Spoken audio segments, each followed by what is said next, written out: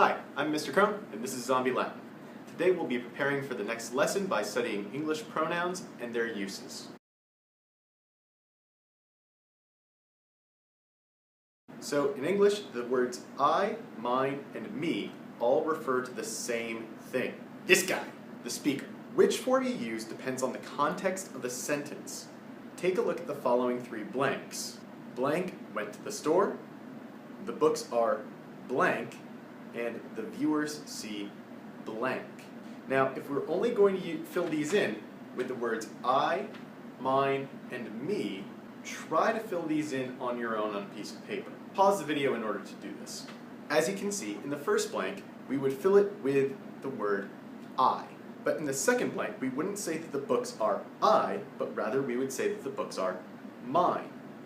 And we wouldn't say that the viewers see I, but the viewers see me. Many pronouns in English do this. We would, for instance, say that we went to the store, but would we say the books are we? What would we fill in there?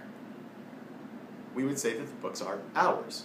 Likewise, we wouldn't say that the viewers see we would say that the viewers see us.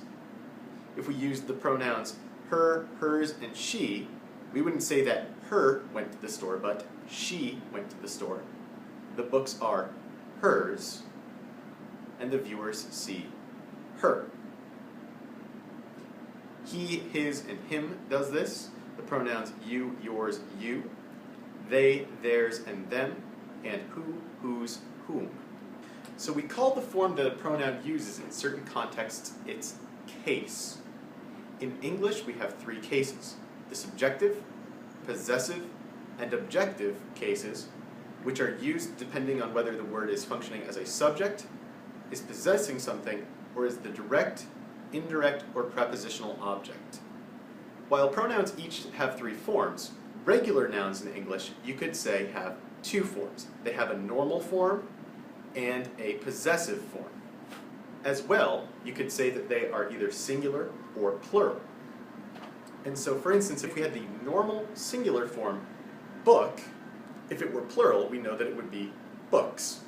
If we were going to talk about the contents of one book, however, we would talk about the book's chapters with an apostrophe S. If we were talking about the chapters of several books, we would talk about books S apostrophe. Now, we can also do this for many other words as well. We could talk, for instance, about the normal singular word pencil. We could talk about pencils. We could talk about a pencil's grip, or we could talk about the grips of multiple pencils, or the pencil's grips, S apostrophe.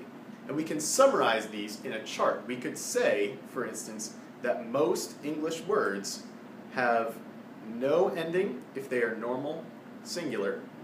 If they are plural, normal, they would typically have an S at the end of them. If they were singular possessive, they would have an apostrophe S. And if they are plural possessive, then they would have S apostrophe. Having this chart would then enable us to do this with many other words as well, including, for instance, an exam, a desk, or a door. Not every noun is going to follow this same pattern, but we can generalize it for now. Being comfortable with the idea that nouns in English are going to have these recognizable patterns of normal and possessive forms, singular and plural, and of understanding that our pronouns will change form depending on whether they are subjects, possessives, or objects, will help us to understand next lesson how we organize the forms of a Latin noun and how they are used. Thanks for watching. I'll see you later, and have a great day. Well, later.